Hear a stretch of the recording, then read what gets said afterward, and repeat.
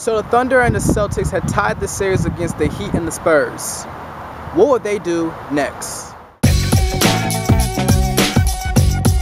So after the Heat and the Spurs won the first 2 games, everybody was pretty much saying that this was going to be a sweep or it was going to be in 5 games for both of these teams.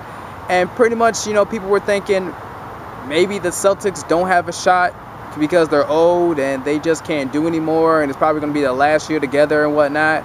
With the Thunder, people thought that they just, you know, just couldn't handle the Spurs team because they were playing as a team when you have the Thunder who just are just explosive, and they just weren't that explosive to beat the Spurs in those first 2 games.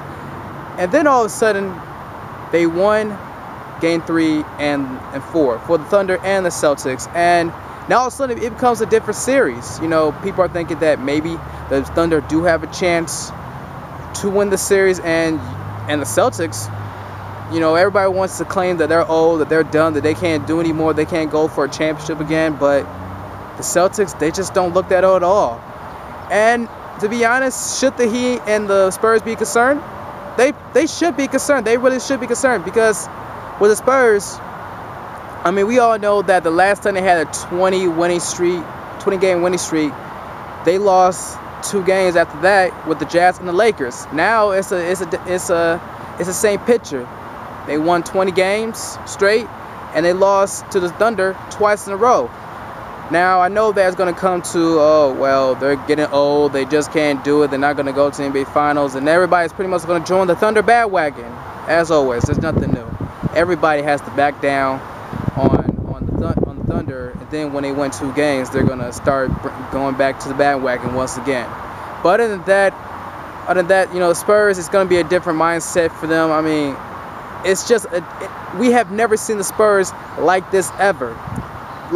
So it's different. They're going to be playoff tested now. So it's going to be interesting to see how the Spurs are going to respond in Game 5, which they will be in San Antonio. So we'll see what happens. But for the Celtics and the Heat should definitely be concerned. I mean, because the Celtics, let's be real, the Celtics play 3 good games. Even though they lost in Game 2, they really had really good games. I mean, 3 good games. I mean, let's be real. I mean, the Celtics almost won that game, but the Heat, they got lucky that they won Game 2.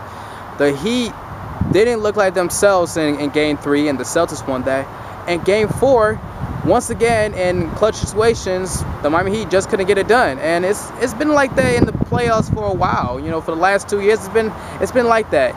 And you kind of think to yourself, what if the Celtics were healthy 100%? Do you think the Heat will actually stand a chance against the Celtics if they were 100% healthy? I mean, just think about that.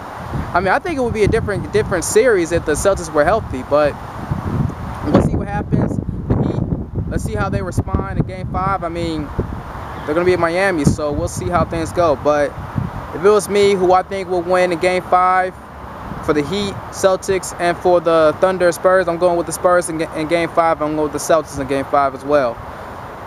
I think that overall the Spurs will find a way how to win in San Antonio, and I think that, you know, the Celtics are showing that they're not done yet. They're not done, and we're going to show that we're going to win in Game 5. So we'll see how it goes. But hey, when you look at the Celtics, they don't look old at all. They're just playing like they play. I mean, look at Ray Allen. It's like he hasn't been going for a while because his ankle doesn't really hurt. But that's all I got to say, people. Make sure you contact me on Facebook, Twitter, and Skype me, LLCoolJJJJabari, and hit me up on Instagram. You know how to